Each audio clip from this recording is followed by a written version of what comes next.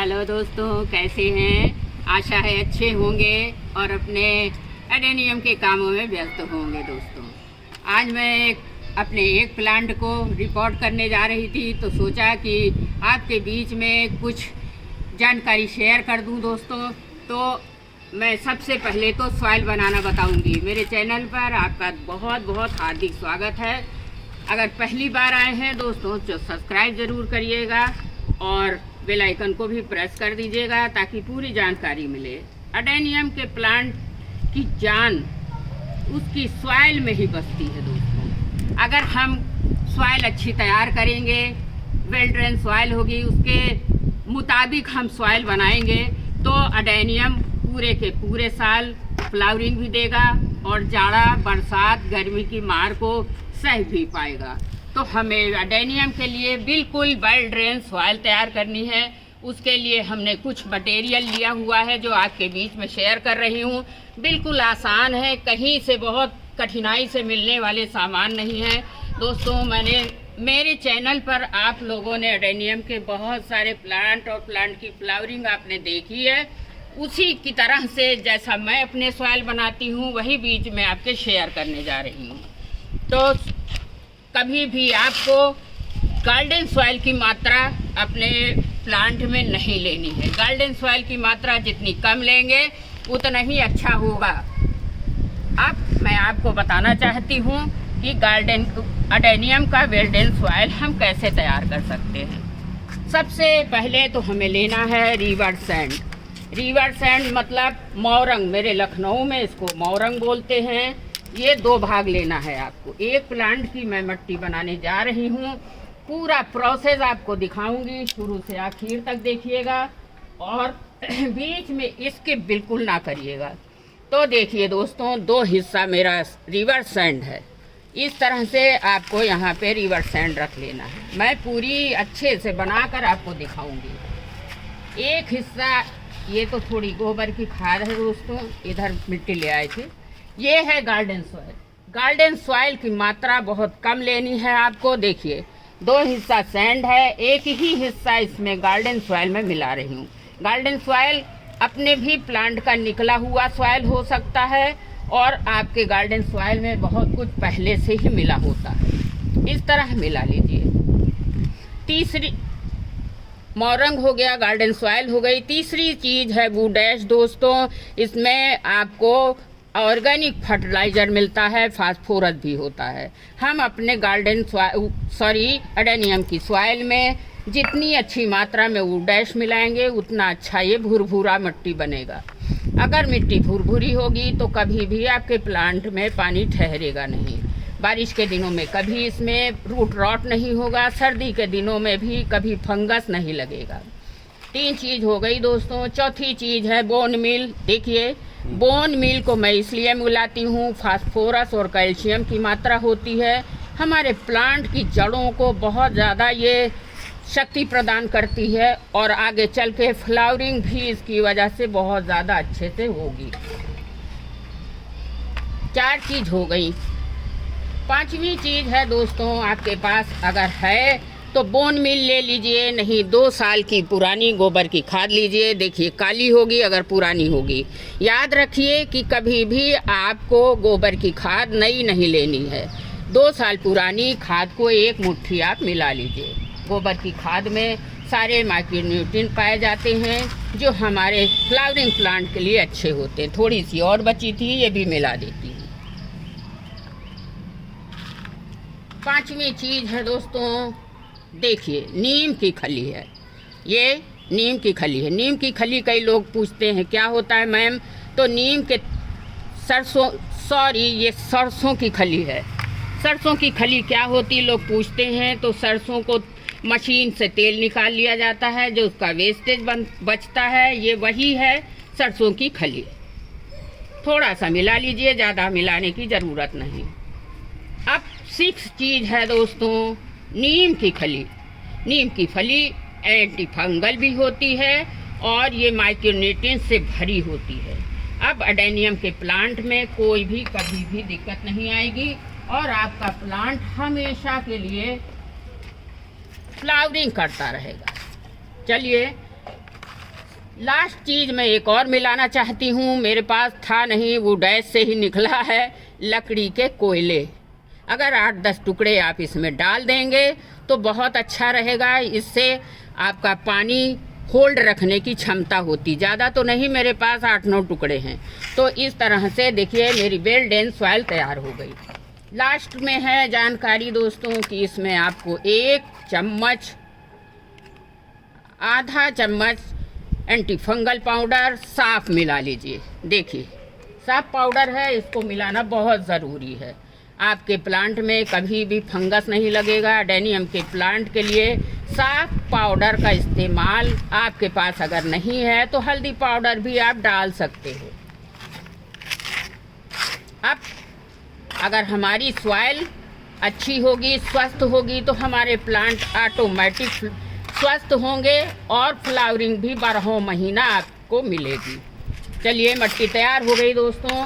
अब अगला प्रोसेस मैं दिखाना चाहती हूँ कि आपके पास जो भी गमला हो, जैसा भी हो, मट्टी का हो, सीमेंट का हो, प्लास्टिक का हो, आपको वो गमला लेना है जिसकी ऊंचाई बस 4-5 इंच हो। शैलो पार्ट में लगाना होगा, तभी आपका प्लांट अच्छे से चलेगा। सबसे पहला तो है इसमें ड्रेनेज होल बहुत अच्छे होने चाहिए दोस्तों। ड्रेनेज होल अच्छा होगा तो हमारे प्लांट में कभी भी पानी ठहरेगा नहीं। आपको सामने से दिखा रही हूँ, ड्रेनेज होल अच्छे होंगे तो कभी भी एडेनियम का प्लांट, गारंटी के साथ कह रही हूँ कि कभी भी आप में रूट राट नहीं होगा। तो अच्छे ड्रेनेज होल वाला पॉट लीजिए और उसके ऊपर फ्रेंड्स सॉइल तो आपने जैसी बनाई है उसके ऊपर टूटे ईंटे के टुकड़े रख दीजिए। अगर नहीं है तो टूटे गमले के टुकड़े रख दीजिए। अब मैं जो करती हूँ वही आपको दिखाना चाहती हूँ। 1 इंच की लेयर पत्थर के टुकड़ों को बिछा दीजिए। इससे ये होगा कभी भी पानी आपके प्लांट में ठहरने ही नहीं पाएगा। देखिए ईंटे के टुकड़े बिछा लिए, पत्थर के टुकड़े बिछा लिए। अब हमको करना क्या है, थोड़े से वही कोयले के टुकड़े जो हैं वो भी नीचे बिछा देती हूँ। ये पानी को होल्ड रखता है, पानी को होल्ड रखेगा तो आपका, वैसे तो दोस्तों आज का मेरा टॉपिक मेन है कि हम वेल ड्रेन सॉइल कैसे बनाएं, लेकिन रिपोर्टिंग भी आपको दिखाई देती है। चलिए आधे गमले तक इसको खूब अच्छे से मिक्सचर कर लीजिए और आधे गमले तक मट्टी भर लीजिए। देखिए कितनी भुरभुरी मट्टी है, आप मट्टी को पास से देखिएगा, कभी भी इसमें कभी भी पानी ठहरेगा नहीं। ये देखिए इस तरह की मट्टी आपको बनानी है। आधे गमले तक आप मट्टी भर लीजिए। मट्टी भी भर गई दोस्तों। अब इसका प्रोसेस बताती हूँ। इसको मैंने 1 हफ्ता पहले मट्टी से निकाल के फंगीसाइड पाउडर में धुल के टांग के सुखा लिया है। यही प्रोसेस आपको भी करना है। उसके बाद करना क्या है, आपको ले लीजिए कोई भी एंटी फंगल पाउडर ले लीजिए, बैविक्सीन है, साफ है, नहीं है तो हल्दी घोल लीजिए और इस तरह से अपने रूट को बिल्कुल प्रोटेक्ट कर दीजिए। फंजीसाइड पाउडर रहेगा तो आपका प्लांट, मेरे प्लांट में कहीं से भी ना तो रूट राट है ना कहीं से फंगस है, बिल्कुल स्वस्थ प्लांट है और अभी मात्र 1.5 साल का प्लांट है। इस तरह से आप इसकी रूट में अच्छे से पूरी तरह से फंजीसाइड का अप्लाई जरूर करिएगा। वेल ड्रेन सॉइल रहेगी तो आपका प्लांट बरसात में भी नहीं खराब होगा, सर्दियों में भी नहीं खराब होगा, गर्मी में तो कोई सवाल ही नहीं खराब होने का। इस तरह से आप अपने प्लांट को पूरी तरह से साफ फंजीसाइड पाउडर से लपेट दीजिए। बहुत हार्डी प्लांट है, कभी भी मरता नहीं है, लेकिन हम लोगों की छोटी छोटी गलतियां होती हैं जो कई लोग कहते हैं मेरे प्लांट मर गए।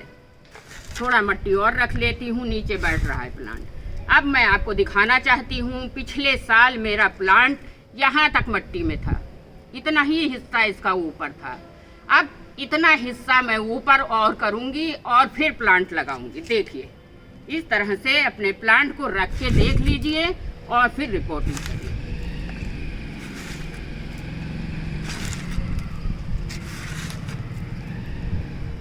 खूब अच्छे से पूरी तरफ से मिट्टी भर दीजिए और इस तरह से दबाते जाइएगा जिससे एयर पॉकेट ना रह जाए। अब फिर दोबारा मैं बता दे रही हूँ दोस्तों कि एडेनियम की रिपोर्टिंग में जितनी गार्डन सॉइल की मात्रा कम होगी उतना ही आपका प्लांट अच्छा से बनेगा। दबाना ना भूलिएगा, नहीं तो ये मिट्टी में अच्छे से जाम नहीं होगा।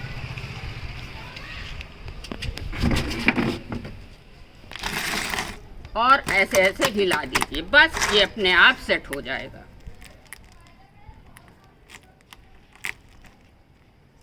अब लास्ट काम है दोस्तों, हल्का हल्का सा हम फंजीसाइड पाउडर का पानी इसकी जड़ों को दे देंगे। कहते हैं कि नहीं देना चाहिए, लेकिन हल्का हल्का सा पानी देंगे जिससे ड्रेनेज होल से निकलने ना पाए और इस तरह से प्लांट नई मिट्टी में सेट हो जाएगा। देखिए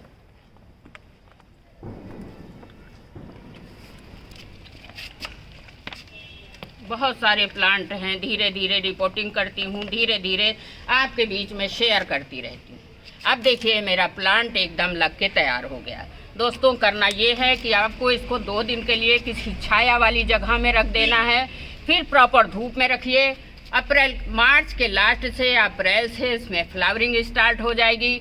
ये रहा एडेनियम के लिए भुरभुरी मिट्टी हम कैसे बना सकते हैं, कौन से मटेरियल डाल सकते हैं। दोस्तों अगर इसमें से एक आध चीज़ आपके पास नहीं है तो कोई बात नहीं है, बाद में कभी आएगा तो ऊपर से भी आप डाल सकते हो। इस तरह से आप अपने एडेनियम को रिपोर्ट कर लीजिए और मिट्टी को खूब वेल ड्रेन बनाइएगा। पूरी तरह से इनको साफ पाउडर से ही, कहीं कहीं देखिए मेरा यहाँ नाखून लग गया था दोस्तों, तो वहाँ पे भी हल्का हल्का सा घाव हो गया है। जहाँ भी आपको कहीं भी डैमेज दिखाई दे, खुरचा दिखाई दे, वहाँ तुरंत साफ फंगीसाइड पाउडर को लगा दीजिए।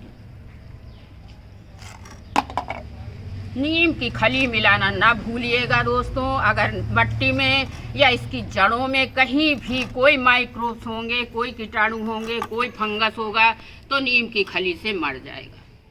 ये रहा एडेनियम के लिए हम मिट्टी भुरभुरी कैसे बनाएं, छोटे से प्लांट की रिपोर्टिंग। अगर वीडियो अच्छा लगा है तो लाइक कमेंट ज़रूर करिएगा। पहली बार आए हैं तो सब्सक्राइब कर दीजिएगा। अगली वीडियो में फिर मिलती हूँ इनकी फ्लावरिंग के साथ। तब तक के लिए हैप्पी गार्डनिंग। थैंक यू, बहुत ढेर सारा प्यार और धन्यवाद।